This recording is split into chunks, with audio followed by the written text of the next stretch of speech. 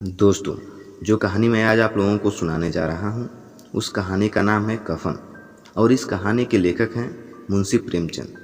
तो चलिए बिना देरी किए शुरू करते हैं। झोपड़े के द्वार पर बाप और बेटा दोनों एक बुझे हुए अलाव के सामने चुपचाप बैठे हुए हैं और अंदर बेटे की जवान बीबी बुधिया प्रसव वेदना से पछाड़ खा रही थी। रह रहकर उसके मुंह से ऐसी दिल हिला देने वाली आवाज़ निकल रही थी कि दोनों कलेजा थाम लेते थे। जाड़ों की रात थी। प्रकृति सन्नाटे में डूबी हुई, सारा गांव अंधकार में लय हो गया था। घीसू ने कहा, मालूम होता है बचेगी नहीं। सारा दिन दौड़ते ही गया, जा देख तो आ। माधव चिढ़कर बोला, मरना ही है तो जल्दी मर क्यों नहीं जाती? देख कर क्या करूं? तू बड़ा बेदर्द है बे। साल भर जिसके साथ सुख चैन से रहा, उसी के साथ इतनी बेवफाई। तो मुझसे तो उसका तड़पना और हाथ पांव पटकना नहीं देखा जाता है। चमारों का कुनबा था और सारे गांव में बदनाम। घीसू एक दिन काम करता तो 3 दिन आराम। माधव इतना कामचोर था कि आधे घंटे काम करता तो घंटे भर चीलम पीता। इसलिए उन्हें कहीं मजदूरी नहीं मिलती थी। घर में मुट्ठी भर भी अनाज मौजूद हो तो उनके लिए काम करने की कसम थी। जब 2-4 फांके हो जाते तो घीसू पेड़ पर चढ़कर लकड़ियां तोड़ लाता और माधव बाजार में बेच आता, और जब तक वह पैसे रहते दोनों इधर उधर मारे मारे फिरते। गांव में काम की कमी न थी।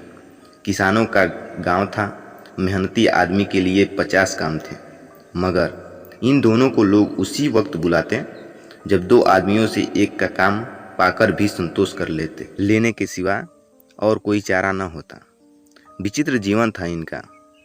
घर में मिट्टी के 2-4 बर्तनों के सिवा कोई संपत्ति नहीं थी। फटे चिथड़े से अपनी नग्नता को ढांके हुए जिए जाते थे। संसार की चिंताओं से मुक्त, कर्ज से लदे हुए, गालियां भी खाते, मार भी खाते, मगर कोई भी काम नहीं। इतने की वसूली की आशा न रहने पर भी लोग इन्हें कुछ न कुछ कर्ज दे देते थे। मटर आलू की फसल के समय में दूसरों के खेतों में मटर या आलू उखाड़ लाते और भून भून कर खा लेते, या 10-5 ऊख उखाड़ लाते और रात को चूसते। घीसू ने इसी आकाश वृत्ति से 60 साल की उम्र काट दी और माधव भी सपूत बेटे की तरह बाप के ही पद चिन्हों पर चल रहा था। इस वक्त भी दोनों अलाव के सामने बैठकर आलू भून रहे थे, जो कि किसी के खेत से खोद लाए थे। घीसू की स्त्री का तो बहुत दिन हुआ देहांत हो गया था। माधव का ब्याह पिछले साल हुआ था। जब से यह औरत आई थी, उसने इस खानदान में व्यवस्था की नींव डाली। पिसाई करके या घास छीलकर वह शेर भर आटे का इंतजाम कर लेती थी और इन दोनों बेगैरतों का दोजख भरती रहती थी। वही औरत आज प्रसव वेदना से मर रही थी और ये दोनों शायद इसी इंतजार में थे कि वह मर जाए तो आराम से सोएं। घीसू ने आलू निकालकर छीलते हुए कहा, जाकर देख तो क्या दशा है उसकी। चुड़ैल का फिसाद होगा और क्या। यहाँ तो ओझा भी 1 रुपया मांगता है। माधव को भय था कि वह कोठरी में गया तो घीसू आलूओं का बड़ा भाग साफ कर देगा। बोला, मुझे वहाँ जाते डर लगता है। डर किस बात का है, मैं तो यहीं हूँ ही। तो तुम ही जाकर देखो ना।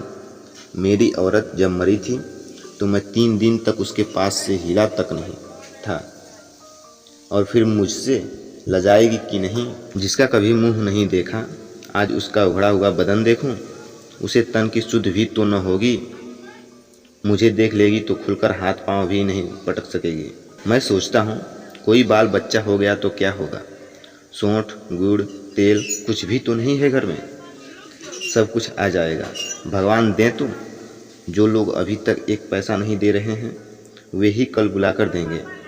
मेरे 9 लड़के हुए, घर में कभी कुछ न था, मगर भगवान ने किसी तरह बेड़ा पार ही लगाया।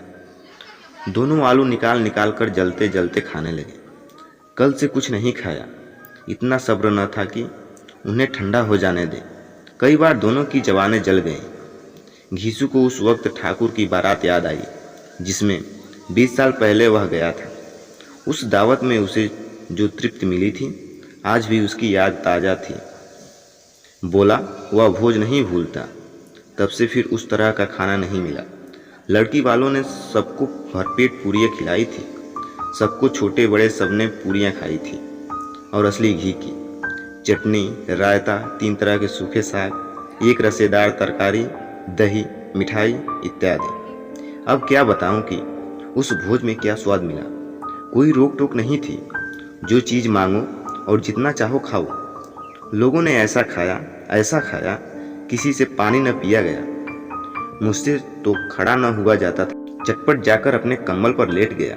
ऐसा दिल दरियाव था वह ठाकुर। माधव ने इन पदार्थों का मन ही मन मजा लेते हुए कहा, अब हमें कोई ऐसा भोज नहीं खिलाता। अब कोई क्या खिलाएगा। वह जमाना दूसरा था। अब तो सबको किफ़ायत सूझती है।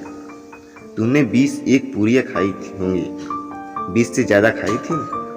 मैं 50 खा जाता। 50 से कम मैंने भी न खाई होंगी। अच्छा पट्टा था। तू तो मेरा आधा भी नहीं है।